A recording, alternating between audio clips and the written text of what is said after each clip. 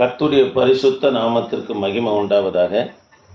இந்த கால வேளையில் ஆராதனைக்கு வந்திருக்கிற உங்கள் யாவரையும் கர்த்தராகிய இயேசுவின் நாமத்தினாலே அடியன் வாழ்த்துகிறேன். தேவ பிள்ளைகளே, நாம் அதிகால ஆராதனையில் விருட்சங்களை குறித்து, வேதாகமத்தில் இருக்கிற தாவரங்களை குறித்து தியானித்து கொண்டு வருகிறோம். எத்தனை தாவரங்கள் இருக்குதுன்னு சொல்லியிருக்கிறேன். 154 தாவரங்கள் இருக்கிறது சொல்லி பார்த்து கொண்டு வருகிறோம். நம்ம கடந்த நாட்களில் பார்த்ததான விருட்சம் வெள்ளரி தோட்டத்தை குறித்து நம்ம பார்த்தோம். இது ஏசாயா தீர்க்க தரிசன புஸ்தகம் 1ஆம் அதிகாரம் 1ஆம் வசனத்தில் சொல்லப்பட்டிருக்கிறது. சீயோன் குமாரத்தி திராட்சை தோட்டத்தில் உள்ள குச்சியை போலவும் வெள்ளரி தோட்டத்தில் உள்ள ஒரு குடிசையை போலவும் இருக்கிறார் என்று சொல்றார். இது எதுக்காக சொன்னார் என்பது உங்களுக்கு சொன்னேன். ஆதாயத்துக்காக மாத்திரம் கர்த்தரை இஸ்ரவேல் ஜனங்கள் தேடினாங்களே தவிர ஒரு பக்திக்காகவோ அல்லது தேவனிடத்துல சஞ்சரிக்கவோ நம்ம ஆண்டவர் தேடல் என்பதற்காக ஏசாயா 1:8 நம்ம பயன்படுத்துகிறார். சரி, கவனிக்கலாம். இன்னைக்கு நம்ம பார்க்க போகிற மரம் சந்தன மரம். கவனிக்கலாம். என்னாகமோ 24:6, உன்னத பாட்டு 4:14, நீதிமொழிகளின் புத்தகம் 7:17. இந்த 3 இடத்துல மாத்திரம்தான் வேதாகமத்தில் சந்தன மரங்களை குறித்து சொல்லப்பட்டிருக்கிறது. ஆமென். சரி, கவனிக்கலாம். தேவ பிள்ளைகளே, என்னாகமம் 24:6 நான் வாசிக்கிறேன். அவைகள் பரவி போகிற ஆறை போலவும் நதி ஓரத்துள்ள தோட்டத்தை போலவும் கர்த்தர் நாட்டின சந்தன மரத்தை போலவும். கவனிங்க தேவ பிள்ளைகளே, இங்க இஸ்ரவேல் ஜனங்களை பீழையம் மந்திரவாதி யாருக்கு ஒப்பிட்டு பேசுறாருன்னா, பீழையம் குறித்து நான் பிற்பாடு சொல்றேன். அவன் ஒரு மந்திரவாதி. அவனை கர்த்தர் சில காலம் தீர்க்கதரிசியா பயன்படுத்துறாரு. மனம் திரும்பாத பட்சத்துல எந்த பட்டயத்தை வைத்து எச்சரித்தாரோ அதே பட்டயத்தினால் யார் கொல்லப்படுறது? இந்த மந்திரவாதி நம்ம கொல்லப்பட்டான் என்று சொல்லி பார்க்கிறோம். தேவ பிள்ளைகளே, அந்த மந்திரவாதி மூலியமாக தான் கர்த்தர் 2 மரங்களுக்கு ஓமையாக இஸ்ரவேல் ஜனங்களுக்கு ஒப்பிட்டு பேசுகிறார். ஒன்று கர்த்தர் நாட்டின சந்தன மரங்களை போலவும். தேவ பிள்ளைகளே, சந்தன மரம் பறந்து விரிந்து வாசனை தரக்கூடிய மரமா எது வளரும்னா சந்தன மரம் வளரும். அப்போ பீழையம் மூலியமா கர்த்தர் என்ன வார்த்தையை சொல்றாருன்னா, இந்த ஜனங்களை சபிக்கவோ அழிக்கவோ முடியாது. காரணம் என்னன்னா, இவங்க எங்க போறாங்க? எகிப்துல இருந்து இஸ்ரவேலுக்கு புறப்பட்டு போகிற இவங்க யெகோவா தேவனுக்கு வாசனை தருகிற சாட்சி உள்ள ஜனங்களா இருக்க போறார்கள் என்று சொல்லி, வாசனை எதுக்கு அடையாளம்னா சாட்சிக்கு அடையாளம். அல்லேலூயா. கவனிக்கலாம். வாசனை எதுக்கு அடையாளம்? சாட்சிக்கு அடையாளம். யெகோவா தேவன் இவங்களை எகிப்துல இருந்து விடுதலையாக்குறதுக்கும் சர்வலோகத்துக்கும் அதிபதி என்பதற்கும் சர்வலோகத்தையும் படைத்தவர் என்பதற்கு யாரு கர்த்தர் சாட்சியாக கொண்டு போறாருன்னா இந்த இஸ்ரவேலை தான் கொண்டு போகிறார். ஆகவேதான் கர்த்தர் நாட்டின சந்தன மரங்களை போலவும் என்று சொல்றார். 2வது, தண்ணி ஓரங்கள் உள்ள கேதுரு விருட்சங்களை போலவும் இருக்கிறது. தேவ பிள்ளைகளே, கேதுரு மரத்தை குறித்து வேதத்துல என்ன சொல்லப்படுகிறதுன்னா, மரங்களுக்கே அரச மரம் என்று எந்த மரத்தை அழைக்கிறது என்று சொன்னா இந்த கேதுரு மரத்தை அழைக்கிறது. காரணம் என்னன்னா, இது நீடித்து உழைக்கக்கூடிய ஒரு மரமாக பார்க்கப்படுகிறது. ஆகவேதான் சாலமோன் தேவாலயத்தை கட்டும்போது மேல்தளம் மூடுவதற்காக, தேவாலயத்துடைய மேல்தளம் மூடுவதற்காக எந்த பலகைகளை மரங்களை பயன்படுத்தினார் என்று சொன்னா கேதுரு மரங்களை நம்ம பயன்படுத்தினார். அந்த அளவுக்கு உறுதியாகவும் நீடித்து உழைக்கக்கூடிய மரமா எது காணப்பட்டதுன்னா கேதுரு மரம் காணப்பட்டது. 2 சாமுவேல் 5ஆம் அதிகாரம் 10ஆம் வசனத்திலையும் தாவீது வீட்டை எதனால கட்டினாங்க? கேதுரு மரங்களினால கட்டினாங்க. தேவ பிள்ளைகளை, முதலாவது இஸ்ரவேல் ஜனங்களை சந்தன மரம் சாட்சிக்காக ரெண்டாவது, இவங்களை அழிக்க ஒருவரால முடியாது, இவங்க எல்லா மரங்களுக்கும் அரச மரம் என்று சொல்லி ஒப்பிட்டு கர்த்தர் பேசுகிறார். ஆமென், அல்லேலூயா. அதுவும் தண்ணீர் பாய்ச்சப்பட்டு எப்படி ஓங்கி வளர்கிறதோ அது போல கர்த்தர் இந்த ஜனத்தை நம்ம ஆசீர்வதிக்கிறார். ஒரு தண்ணீர் பாய்ச்சப்படுகிற மரம் எப்படி செல்வ செழிப்பாய் வளருமோ அதே போல நதி ஓரங்களில் உள்ள விருட்சங்களை போலவும் இந்த ரெண்டு மரத்தையும் ஒப்பிட்டு பேசுறாரு. ஒன்று சந்தன மரம், வாசனை தரக்கூடிய, நம்ம தாங்க மற்றவங்களுக்கு கிறிஸ்துவ பிரதிபலிக்கிற வாசனை உள்ள சந்தன மரங்களாக நம்ம காணப்படணும். ரெண்டாவது, நம்ம அழிக்க ஒருவனாலும் முடியாது. ஏனென்று சொன்னா சகல மரங்களுக்கு அரச மரம் எது? கேதுரு. ஆமென், அல்லேலூயா. சரி, நம்ம கொஞ்சம் இந்த என்னாகமோ 24ஆம் அதிகாரத்தை நம்ம பார்க்க போகிறோம். 24ஆம் அதிகாரத்தை பாருங்க. பீலையம் 3வது முறையாக சபிக்கும்படியா போகிறான். ஆனாலும் கர்த்தர் விடல.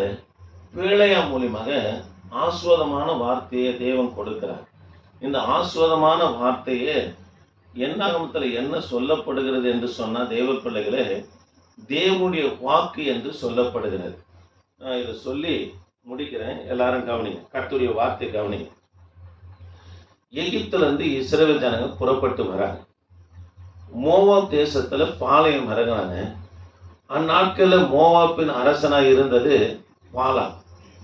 இவன் அதிகாலையில எழுந்து பார்க்கறான். இஸ்ரவேல் ஜனங்க பூமி முகம் தெரியாத அளவுக்கு பரவி காணப்பட்டான்.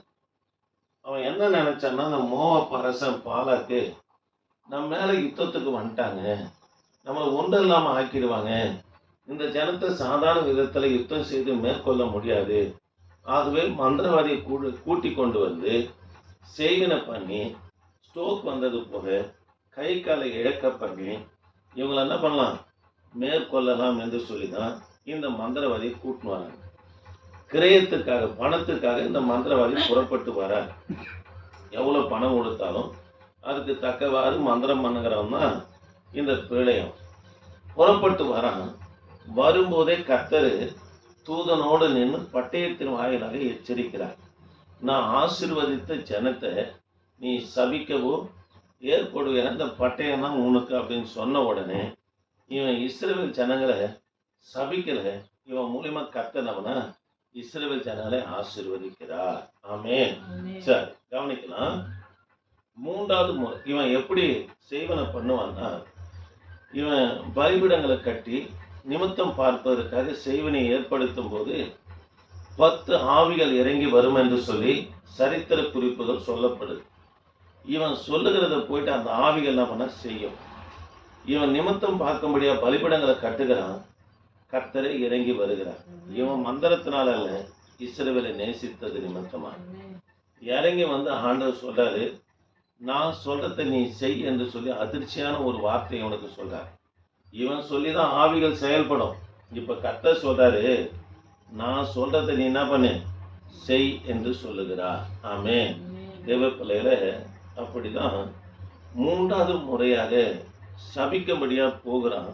அப்பதான் கர்த்தர் சொல்றாரு, இந்த ஜனம் எனக்கு வாசனை தரக்கூடிய கர்த்தரால நாட்டப்பட்ட சந்தன மரங்களைப் போலவும் நதி ஓரங்களில் உள்ள விருட்சத்தை போலவும், அதாவது கேதுரு மரத்தை போலவும் இருக்கிறார்கள் என்று கர்த்தர் இவங்களை குறித்து ஓமையாக பேசுகிறார்.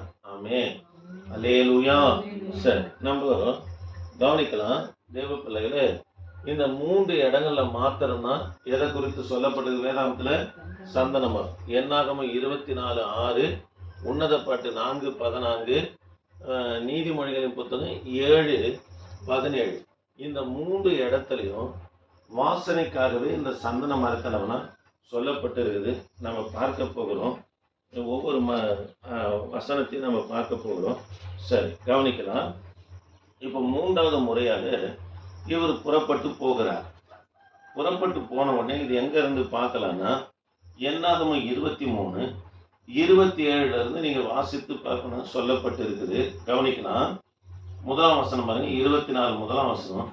இஸ்ரவேலை ஆசீர்வதிப்பதை கர்த்தருக்கு பிரியும் என்று பேலேயாம் கண்டபோது அவன் முந்தி செய்தது போல நிமித்தம் பார்க்க போகாமல் வனாந்தரத்துக்கு நேராக தன் முகத்தை திருப்பி தன் கண்களை ஏறெடுத்து இஸ்ரவேல் தன் கோத்திரத்தின்படியே பாளையம் இறங்கியிருக்கிறத அவன் பார்த்தான். தேவ ஆவி அவன் மேல் வந்தது. அப்போது அவன் தன் வாக்கியத்தை எடுத்துரைத்து, பேயூரின் குமாரனாகிய பிலேயாம் சொல்லுகிறது, கண் திறக்கப்பட்டும் உரைக்கிறது, தேவன் அருளும் வார்த்தைகளை கேட்டு சர்வ வல்லவரின் தரிசனத்தை கண்டு தாழ விழுந்தபோது கண் திறக்கப்பட்டும் விளம்புகிறதாவது, யாக்கோபே உன் கூடாரங்களும் இஸ்ரவேலே உன் வாசஸ்தலங்களும் அழகானவைகள். ஆமே. கவனிக்கலாம். ஏன் இந்த ஜனத்தை குறித்து கர்த்தர் சந்தன மரம், கேதுரு மரம் எனக்கு சாட்சி, இவங்க எல்லா மரங்களுக்கும் அரசரை போல காணப்படுவாங்க என்று ஆண்டவர் சொல்வதற்கு இங்க பிள்ளையாம் மூலியமா ஒரு வார்த்தையை சொல்றாரு பாருங்க. நிமித்தம் பார்க்க இந்த இடத்துல போகாம மலை மேல ஏறி இஸ்ரவேல் ஜனங்கள் பாளையம் இறங்கி இருக்கிறத பாக்குறாங்க. உங்களுக்கு சொல்லியிருக்கிறேன், எங்கெல்லாம் பாளையம் இறங்குறாங்களோ முதலாவது ஆசாரிப்பு கூடாரத்தை ஏற்படுத்துவாங்க. ஆசாரிப்பு கூடாரத்தை ஏற்படுத்தின பிற்பாடு வடக்கே, தெற்கே, கிழக்கே, மேற்கே இந்த எப்படி கூடாரங்களை அமைப்பாங்கன்னா, வடக்கு சைடு, தெற்கு சைடு, மேற்கு சைடு, கிழக்கு சைடு, ஒவ்வொரு சைடும் மூன்று கோத்திரங்கள் என்ன பண்ணாங்கன்னா, அந்த கோத்திரத்தை சேர்ந்தவங்க எல்லாரும் 3 கோத்திரம் கிழக்கு சைடு போயிடும், மற்ற 3 கோத்திரம் மேற்கு சைடு போயிடும், மற்ற 3 கோத்திரம் வடக்கு சைடு போயிடும், மற்ற வேற கோத்திரம் தெற்கு என்ன பண்ண போயிடும். இப்போ மேல இருந்து பார்த்தா நடுவில் ஆசரிப்பு கூடாரம் இருக்கும். இந்த கூடாரங்கள் அமைச்சிருக்கிறதையும் கூடாரங்களுக்கு மேல ஒவ்வொரு கோத்திரத்துக்கும் ஒவ்வொரு கொடியுடைய கலர் கொடுக்கப்பட்டிருக்கும். அதை பார்த்த உடனே அவ்வளோ அழகாய் காணப்படும். இதை தான் மலையிலிருந்து பார்த்து அவர் சொல்றாரு. கவனிக்கலாம், அதை தான் சொல்லப்பட்டு இருக்குது பாருங்க. கவனிங்க, 2ஆம் வசனம். நான் என் கண்களை ஏறெடுத்து இஸ்ரவேல் கோத்திரங்களின்படியே பாளையம் இறங்கியிருக்கிறத பார்த்தேன். தேவ ஆவியானவர் என் மேல் இறங்கினார். இருக்குதுங்களா? அல்லேலூயா. அவர் மேல இருந்து பார்க்கிறார். பார்த்த உடனே எப்படி பார்க்கிறான்னா, யாக்கோபே உன் கூடாரங்கள், இஸ்ரவேலே உன் வாசஸ்தலங்களும் அழகானவைகள். எது கர்த்தருடைய பார்வையில் அழகுன்னா, பெரிய பில்டிங்கோ இல்லை குடிசையோ, எது கர்த்தருடைய பார்வையில் அழகா இருக்குன்னா, யாருடைய கூடாரம் அழகா இருக்குன்னா, எரேமியா தீர்க்க தரிசன புஸ்தகம் 30:19 நீங்க வாசிக்கலாமா? 30:19 எடுத்துங்க. 30:19 எரேமியா தீர்க்க தரிசன புஸ்தகம் 30:19 பாருங்க. அவையிலிருந்து ஸ்தோத்திரமும் ஆடல் பாடலின் சத்தமும் புறப்படும். அவர்கள் வர்த்திக்க பண்ணுவேன். அவர்கள் குறுகி போவதில்லை. அவர்களை மகிமைப்படுத்துவேன். அவர்கள் சிறுமைப்படுவதில்லை. கவனிக்கலாம் தேவ பிள்ளைகளே. 18 இருந்து நீங்க வாசித்து பாருன்னா, கர்த்தர் சொல்லுகிறது என்னவென்றால், இதோ யாக்கோபே உன் கூடாரங்களின் சிறையிருப்பை திருப்பி உன் வாசஸ்தலங்களுக்கு இரக்கம் செய்வேன். கவனிக்கலாம். சொல்லிட்டு அவைகளிலிருந்து ஸ்தோத்திரம் ஆடல் பாடலும் சத்தம் என்ன பண்ணுமா? புறப்படும். தேவ பிள்ளைகளே, கர்த்தருடைய பார்வையில யார் அழகானவங்க, யாருடைய கூடாரம் அழகா இருக்குது அப்படின்னா, சில வீடுகள்ல போனா கட்சிக்காரருடைய படங்கள் இருக்கும், இல்லை ஜாதி தலைவருடைய படங்கள் எல்லாம் இருக்கும். அது இல்லைங்க அழகு. ஒரு சிலர் நல்லா வீடுகளை அலங்கரிச்சு வச்சிருப்பாங்க, நல்லது. அது இல்லை அழகு. எப்போ சின்ன குடிசையா இருக்கட்டும், பெரிய மாளிகையா இருக்கட்டும், எந்த வீட்டில் துதி, ஆராதனை, ஜெபம் இருக்குதோ அந்த வீடு கர்த்தருடைய பார்வையில எப்படி இருக்குன்னா அழகா இருக்கு. அல்லேலூயா. அவர்களை தான் கர்த்தர் சொல்றாரு, நான் நாட்டின சந்தன மரம், எனக்கு சாட்சிகளா இருப்பார்கள் என்று சொல்றார். அடிக்கடிக்கு உங்களுக்கு சொல்றதுதான். அந்த நாள்ல ஒரு 20 வருஷத்துக்கு முன்னாடி நாங்கள் டிராக்ஸ் கொடுக்க போகும்போது மதிய நேரத்தில் தான் போவோம். போகும்போது வீடுகளில் பார்த்தீங்கன்னா சகோதரிங்க முழங்கால் படிட்டு நல்லா அந்நிய பாஷையில் பேசுவாங்க கிறிஸ்தவ வீட்டில். அதை கேட்கும்போது ரொம்ப சந்தோஷமாக இருக்கும். இந்த வீட்டில் யாரோ கிறிஸ்தவ சகோதரி இருக்கிறாங்க. ஆனால் இப்போ யார் வீட்லையும் அது மாதிரி இல்லை. கவனிங்க, தேவப்பிள்ளைய அந்த வீடெல்லாம் கர்த்தருடைய பார்வையில் எப்படி இருக்குன்னா அழகாக இருக்குது. எல்லாத்துக்கும் நேரத்தை ஒதுக்குறாங்க. ஜெபத்துக்கு மதியத்தில் ஒதுக்குறதே கிடையாது.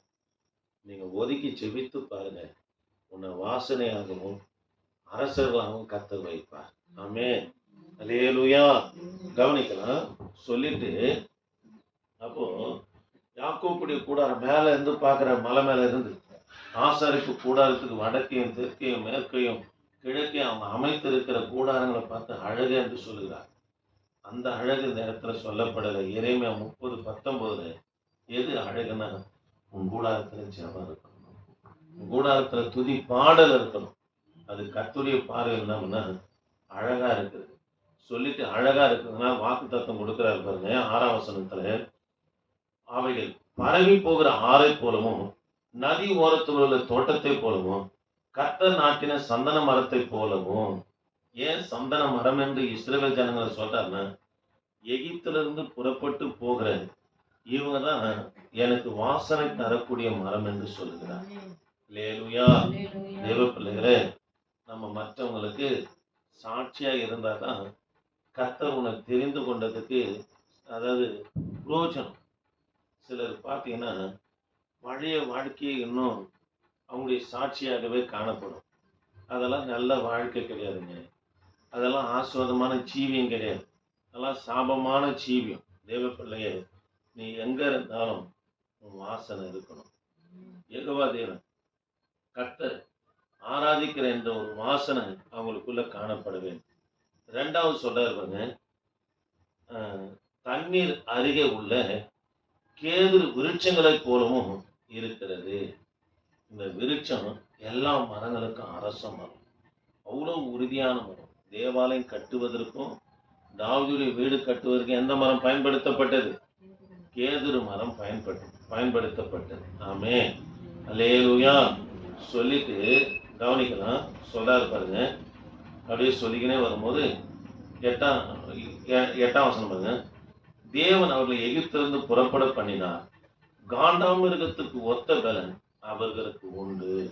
தேவ பிள்ளைகளே, நீங்களும் நானும் சபையும் சாட்சியாகவும் இருப்போம்னா, உன்னை கர்த்தர் எப்படி பார்க்கிறாருன்னா, கவனிங்க, எப்படி கர்த்தர் உன் எதிரிக்கு முன்பதாக உன்னை வைப்பான்னா, காண்டாமிருகத்துக்கு ஒத்த பலனை கர்த்தர் உனக்கு தருவார்.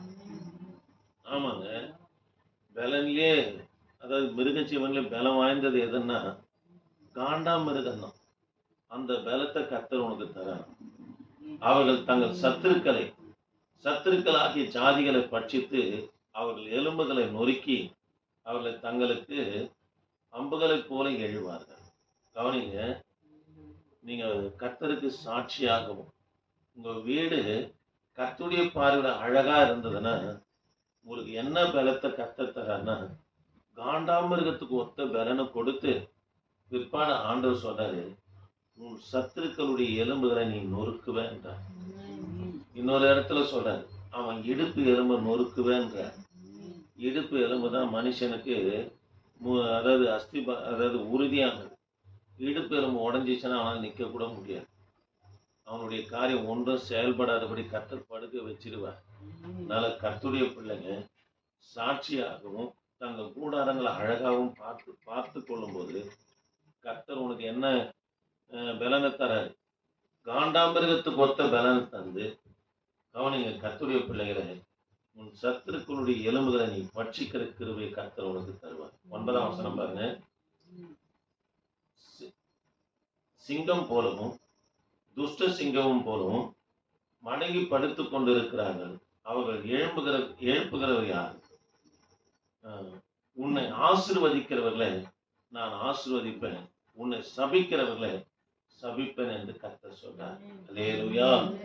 கவனிங்க, இது ஆதியாகமம் 12ஆம் அதிகாரத்துல ஆபிரகாம் கொடுத்த வாக்கு தத்தத்தை இந்த இடத்துல இஸ்ரவேல் ஜனங்களுக்கும் கர்த்தர் கொடுக்கிறார்.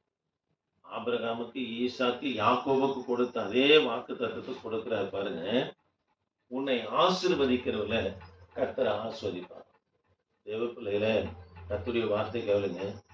நீங்க எங்க இருக்கிறீங்களோ, வேலை செய்யற இடமா இருக்கட்டும், வசிக்கிற இடமா இருக்கட்டும், ஊழியம் செய்கிற இடமா இருக்கட்டும், உங்களுக்கு பட்சமா யாரு இருக்கிறாங்களோ அவங்களதான் கர்த்தர் ஆஸ்வதிப்பார்.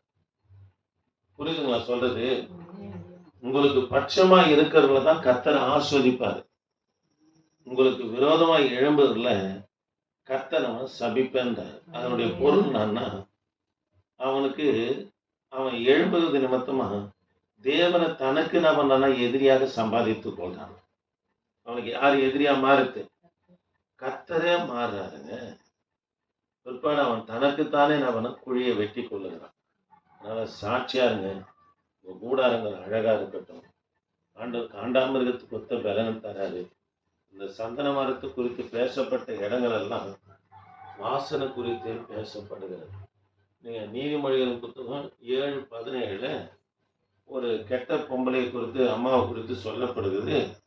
ஒரு வாலிபனை மழைக்கு அவங்க கூட்டின்னு போயிட்டு அவங்க என்ன சொன்னாங்கன்னா, என் படுக்கையை மஞ்சத்தினாலும் ரத்தினத்தினாலும் லவங்க பட்டயத்தினாலும் சந்தனத்தினால நான் என்ன பண்ணியிருக்கிறேன், வாசனை ஏற்படுத்தி இருக்கிறேன் என்று சொல்றாங்க.